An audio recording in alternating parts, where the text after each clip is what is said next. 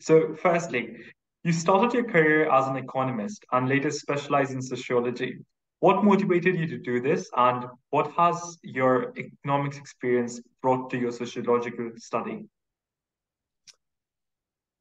Yeah, that's a complicated question. One answer to it has to do with the things that I got interested in. So I started as a labor economist, primarily with also macro as my sort of second idea. My dissertation was on the relationship between macroeconomic variables and um, uh, things happening at the uh, in the firm, like wages and strike propensity and how hard people were working. I was working on what came to be called efficiency wages in the early days. So, how did macroeconomic variables affect how hard the intensity of work, for example? Um, I wrote a book that came out in 1992 called The Overworked American, which came out of those ideas. And I had one chapter in it called the Insidious Cycle of Work and Spend. And I didn't really understand the spending side of it too much. I mean, I had some things that I wrote about, but I gave a lot of talks on that book. And in one of them, someone asked, how do you get out of the cycle of work and spend? And it was a great question I didn't know the answer to.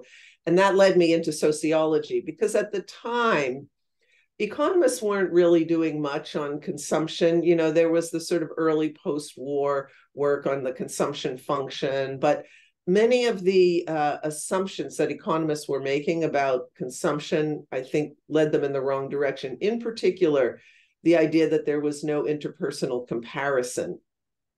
Now, a few economists had sort of relaxed that assumption, but for the most part, they weren't thinking about that, or what we might think of, what I came to call the social pressures to spend.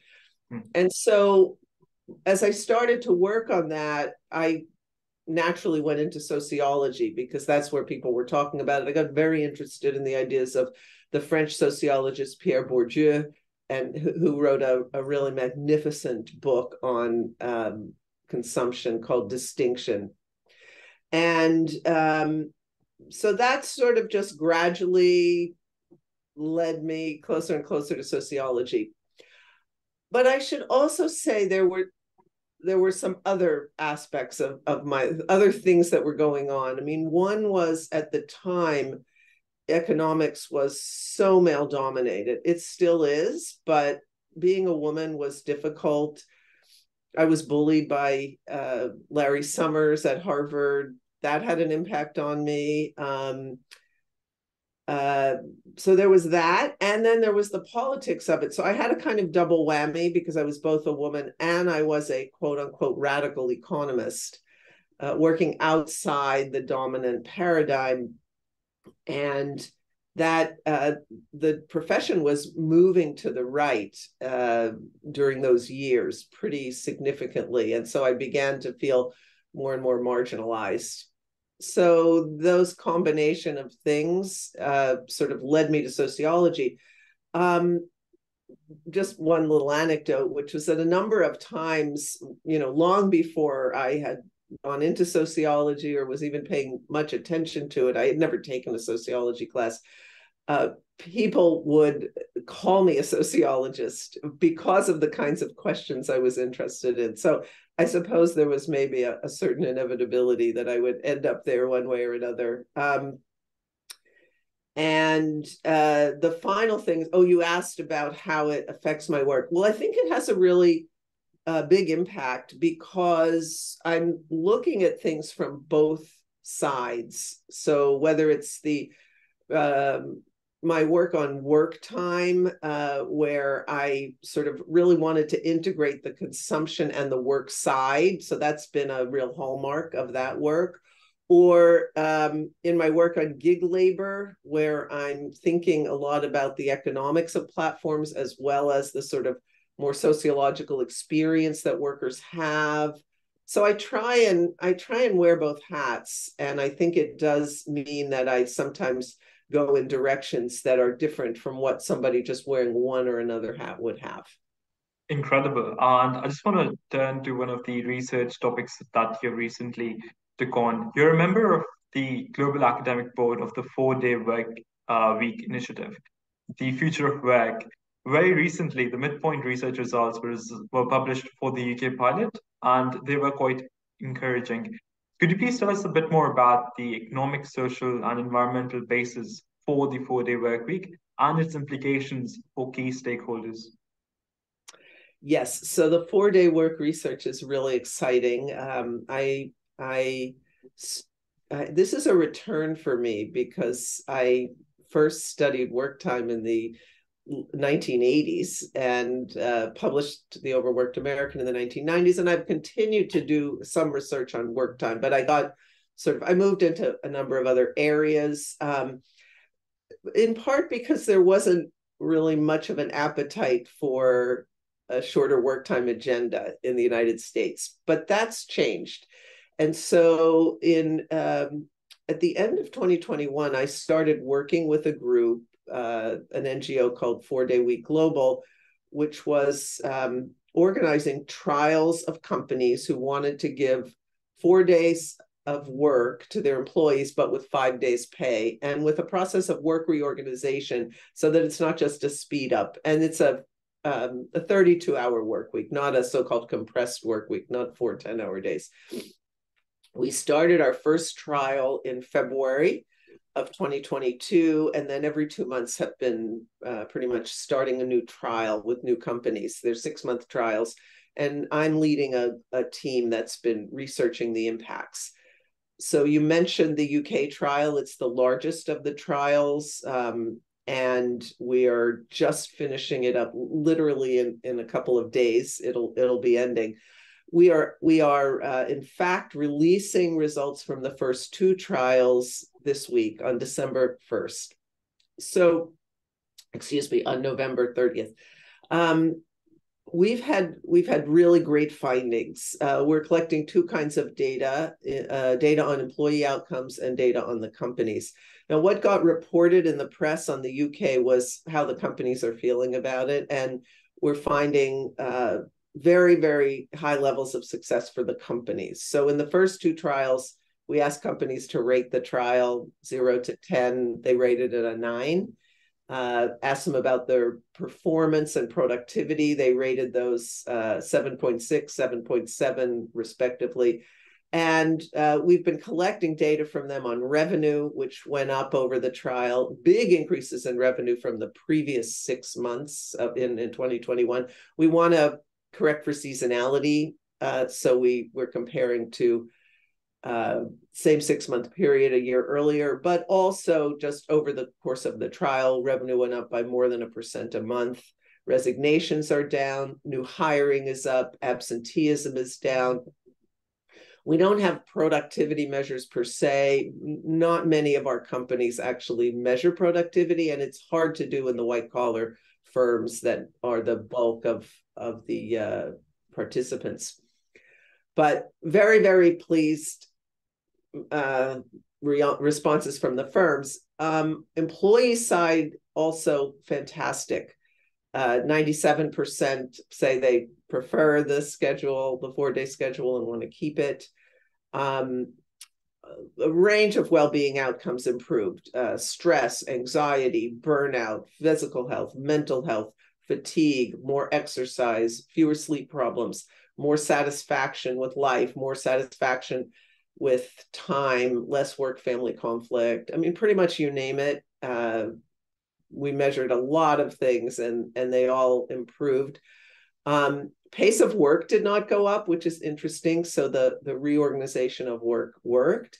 People did not take on second jobs, which is something I was worried about given the history in the United States of that phenomenon with shorter work time.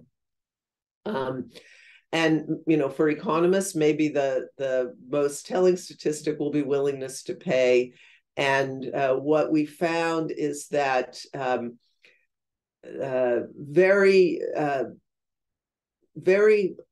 people will demand a very high level of additional salary to go to back to a 5-day week. 13% said no amount of money could get them there. Another 13% said more than 50% pay increase would be required. But the big bulk of them were in the 25 to 50% salary increase would be required to get people to back to a 5-day. And in this experiment, did you find any sectoral differences in implementing a 4-day work week? For example, the healthcare sector is usually thought of as overworked. On the other hand, the concept may be different in private sector jobs, where the line between work and private life often is a bit blurry. Yeah, it's a great question. We don't have enough companies in the first two trials. It's 33 companies. We can't really make any sectoral conclusions. We're starting to see more healthcare companies in the later trials. So starting with the UK trial. So we should have something to say on this, in sometime in 2023. We'll be releasing UK results in February of 2023. What I would say is this: we're getting more interest from healthcare organizations. And I think the reason is the burnout is leading them to have difficulties keeping and attracting employees. And so I don't think they're going to be able to do a sort of work reorganization that gets them all 20% of that productivity, that whole full day off. But they can get some, and then they'll also have cost savings on the reduced attrition and increased ability to hire, competitive advantage in what has become a very, very difficult labor market for attracting people for employers. So that's what I'm thinking is going on with the healthcare firms. We have, for the first time, we have companies that we're starting to work with, nothing definite yet, but who are planning to put nurses on a 4-day schedule. And so we'll see. But one of the things that I'm, always at pains to talk about is that the idea that you could reorganize your way into no change in productivity makes sense in certain kinds of workplaces. And I think tech, finance, marketing, design, some of those are the places where you can do that the most. Healthcare, it's a very different story because you don't have a lot of wasted time or unproductive time. So you can get savings in other ways, and society can get big savings because right now we're spending a lot of resources training people who are burning out and leaving the field, and that's very, very expensive. So there's a change to be made there. And one of the criticisms that the study may suffer from is that of selection bias, that there is no control group of randomly selected employers. Moreover, it is unclear how robust the measurement of productivity is across the companies, as you said earlier, as it's difficult to measure productivity. How would you respond to these criticisms? Well, first of all, absolutely, there's a huge selection bias. So what are these studies telling us? They're not telling us that, in an RCT, a randomized controlled trial, you would pick a randomly selected group, you would put them into two different groups, and you would test what happens. And what you're trying to find out there is, does this treatment, in this case, this is a model that comes from medicine, which is about medicines or, various kinds of treatment. Does this treatment work for everybody? And of course, we're not, we've just talked about that issue. No one is saying that this treatment works for everybody. I mean, maybe someone is, but I certainly am not. What we're trying to find out with these kinds of trials is, can it work for some? So we are showing that it can work. You can think of it as a demonstration project. You can think of it as a proof of concept. And yes, ideally we want to go down that road. But let me say the RCT road. But let me say a couple of things. I think it's going to be very difficult to get a true random sample because you have to induce companies to do this. I can't. I mean, it's one thing. I mean, and truly, in a quote unquote RCT, you also have to induce patients to do it. So they're not truly random because you're not a dictator who can stand over the sample and say, you must do this. And it's a lot easier with patients in a medical trial, but where you're trying to get companies to make a major change in what they do, who am I, the researcher, to have that power over them? So the people who are sort of jumping up and down and saying, you don't have an RCT, they haven't thought it through, honestly, about what it would take to get an RCT. Now you can get closer. It's just like true randomization, very difficult without a dictator. Second point is, to some extent, for the employees, there's not a selection bias because they're not choosing the trial. It's the management. And in many cases, it's the CEOs or the founders. There is some selection bias there because we would assume, or we think, the CEOs will know their employees and will have a sense that this will work for them. But the randomization issue is the selection bias issue is a little less pronounced for the employees. So I think what we did try actually to get some controls. We had a large British company that was going to take part of its company onto the 4-day week and part not. They ended up delaying or maybe not joining in the end. They got a new CEO. But we're working towards that in future trials where we get some big companies that will give us some control groups as we go through. I think for the employees, it's not a big issue because there's lots and lots of research on how shorter work time, yields these kinds of well-being findings that we're seeing. And many of those had controls. It's really more about the firms. And as I say, no one is claiming that this will work for everybody. For sure. Seeing the positive results of the preliminary trials, what advice would you give to companies trying to implement a 4-day work week? And what are the potential barriers to implementation of such a work week? Like, for example, what regulations could perhaps help or hinder the successful implementation of the 4-day work week? So in terms of advice for companies who are implementing, I would say the first one is that you need to give the employees the ability and opportunity to figure out how to reorganize work in a way that doesn't, that allows them to reduce the unproductive time. So what many of the companies have found is that they have an unproductive meeting culture or an inefficient meeting culture, too many distractions.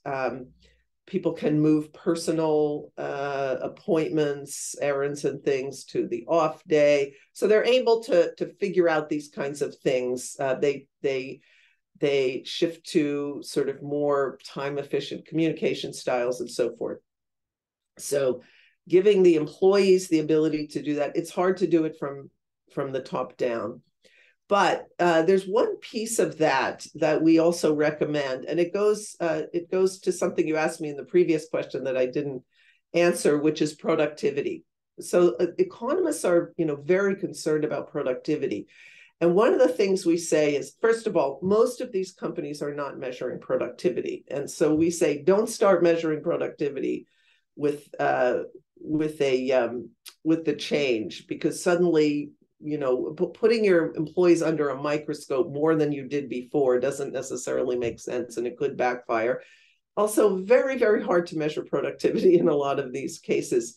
Figure out what is important to you as a company. What are your success metrics? Maybe it's revenue, maybe it's customer satisfaction, maybe it's growth, maybe it's profitability, whatever it is, that's what you need to measure. Individual productivity, why does that matter so much if you are successful as a company? I mean, maybe you could be more successful if you got individual productivity up, but it's really not all that advised. And companies are having success with this model. So that's where we are in that. The barriers. So I think not being prepared for this is one barrier. Compensation practices that don't align with a model like this is another one. You have to think that through. So for example, one firm in our early trials had a group of people who were paid on commission. Well, the amount of time they work, doesn't really necessarily align with what they get paid. They didn't end up mostly taking advantage of the 4-day week. They already had, a kind of flexibility. So making sure that if you're going to do this, it'll work for all your employees. And so some of them resented the fact that everybody else got a 4-day week, and it didn't really work for them. The company maybe should have increased the commission or something to make it possible for them to shift. So that's one thing. I think another big thing is senior management or upper management not trying to micromanage this process. And we really preach that empowering the people at that first level. So shifting gears now, over the years you've written various articles on consumerism and how we as a society can achieve a sustainable future. The environmental result of consumerism is, of course, that we are using up the resources. And for this year, the Earth overshot the day was 28th of July, whereas it was 18th of August last year, which is an alarming difference. Why do you think consumerism and vertical emulation has become so embedded in our culture and society? Yeah, I think that the sort of, it's so difficult to slow down what I've called the process of competitive consumption, which is, standards going up and people needing to consume more to keep pace. So difficult to restrain that because it's driven by inequality. And so as inequality rises, which it has in so many places around the world, as inequality rises, it's sort of fuel for that competitive consumption. So I think that's the core of the difficulty, that the structures of consumption are rooted in structures of inequality. And it's also very much connected to work time, as I have written for many decades. Long hours of work lead to higher levels of consumption, both through income and also through that people have less free time, do things in more carbon intensive ways. If we're talking, I've looked specifically at carbon use. And so one of the big hopes for the 4-day week is that it can help to sort of decelerate the pace of life. We've got a little bit of evidence on this in the trials where we're finding that people we're doing a before and after methodology and asking them about how much walking and cycling they do. We're seeing reduced commuting, even as they're going back into the office more. So giving people more what's called time affluence also allows them to live in more sustainable ways. So I think it's that combination of work hours and inequality that are really key.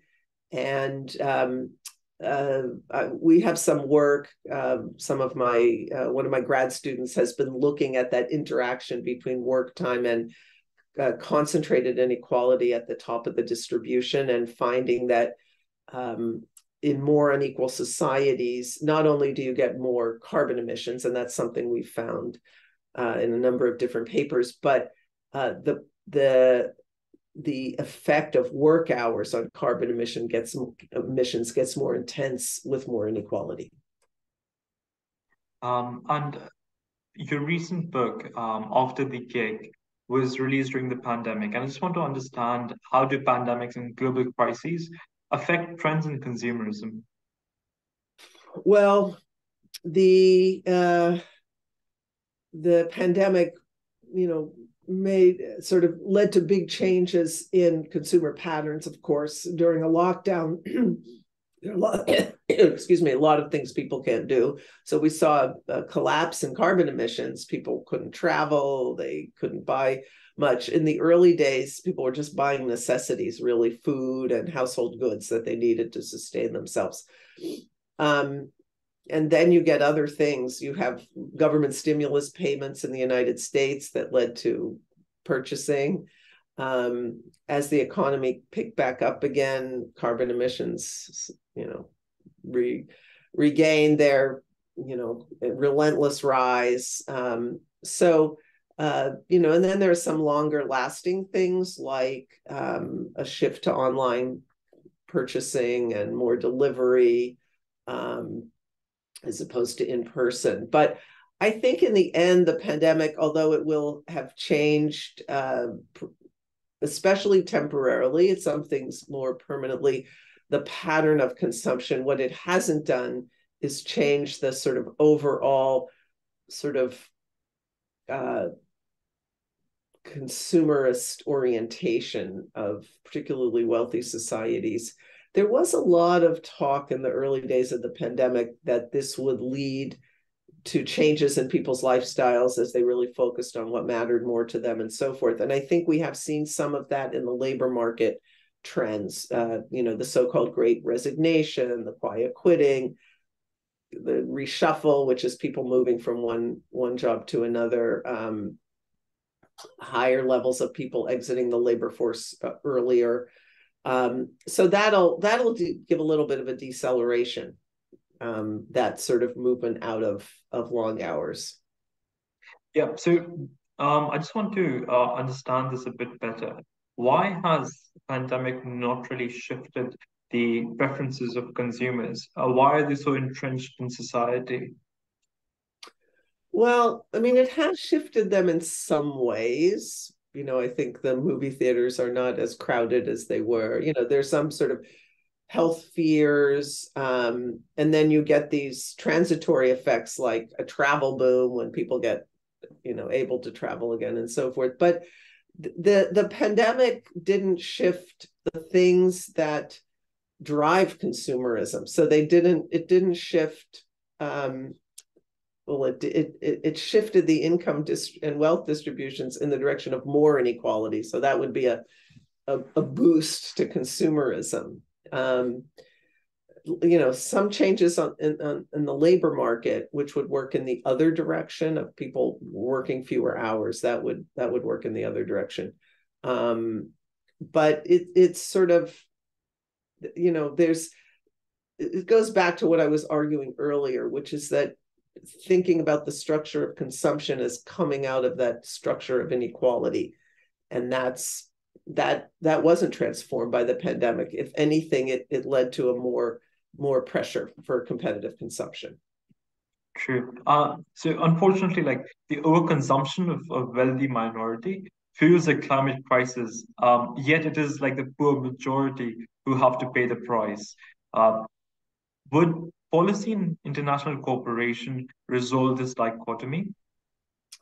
Well, it's a really important point. I mean, at its essence, I think we need to understand that the climate crisis not only as a crisis of physics or science, but also as a crisis of inequality. And I've argued this in a recent series of videos on the economics of the climate crisis, which is that the structure of inequality has given us the climate crisis, because if we had a more equal world, we would not have gone for 4 decades without addressing this, because of the the gap between who's responsible for climate impacts and who's paying the price. And that's true both at the global level, which is where it's mostly talked about, but it's also true within nations. So the wealthy are disproportionately responsible, and the poor are disproportionately vulnerable. So you've got to have a social movement. I mean, and this is where sociology comes into economics, I think, a social movement that is pushing for a more equitable response. And we saw that at COP27 at Sharm el-Sheikh this year, 2022, where the global South countries finally just said enough is enough. And I think, people feel that one of the big reasons was the ways in which the global North countries hoarded vaccines and failed to open up the system in a way that would allow these countries to protect themselves from this virus. And then the knock-on economic impacts of the global economy as a result of the pandemic. And so they're not just suffering disproportionate climate impacts, but disproportionate pandemic and economic impacts. And of course, they just revolted this year and said, no, enough is enough. You've got to take responsibility for this. So, and the global North countries finally said, okay, although we'll see if they put their money where their mouth is, because in fact, there are numbers associated with this loss and damage, the new fund that is being created. But it will happen at the global negotiations are part of it, but only when you get that pressure. And I think a big part of why the US finally changed their tune on loss and damage is not only because they're getting pressure from global South nations, but because the Biden administration has had so much pressure from the climate movement in the United States. It really forced the Democrats to move in a very big way on climate, which is the first time, that hasn't happened before. Yeah, totally. I mean, that's very promising movements. As someone who's a very distinguished academic, what advice do you have for a woman pursuing a career in economics or sociology? Well, I suppose the advice is pretty different between the two fields. Sociology has a very large number of women in it, and I think it's probably maybe majority women at this time, or at least certainly among younger cohorts. I think, feel your power and, do your thing. It's been like night and day between the two disciplines. In economics, women are still a minority and are, things are changing, but slowly. There's still a tremendous amount of sexism in economics. There's been a lot going on online around sort of Me Too, things coming out recently about economists taking each other to strip clubs and just really problematic practices. And I would say for women economists, I would say number one, bond with other women and organize within the profession. There have been some very promising moves within the AEA. Number two, don't keep quiet when bad things happen. In my generation, when we had sort of Me Too incidents, we just kept quiet. It's important to get that information out to protect each other. Keep pressuring the discipline, both in terms of the social dynamics of the discipline, but also the approaches, the paradigms. There was a lot of implicit sexism in the way theories and models are built in economics, and feminist economists have done a lot of great work sort of laying that bare. And I think also changing the way we do economics as well as the way we relate to each other is important. Finally, I will say one last thing. I think there's some of the people going into economics now, going into graduate schools in economics now, many of them are, much more feminist and aware, the men, much more feminist and aware of these issues. So that's promising. But if you look at a place like EJMR, Economics Job Market Rumors, which has been analyzed, it's a cesspool of misogyny and racism and class elitism, and just like it's a very ugly place, and it is reproducing that ugliness in the discipline. Finally, something we ask all our guests: what gives you hope? So 3 things give me hope right now. One is the social movements around climate, racial justice in particular. Those 2 things are really important. The technological and sort of market changes in renewable energy gives me a lot of hope. So I think we are making big strides in our fight against the fossil fuel industry around the world. We're not there yet. They're on the defensive. We're on the offensive. That's a big, big change.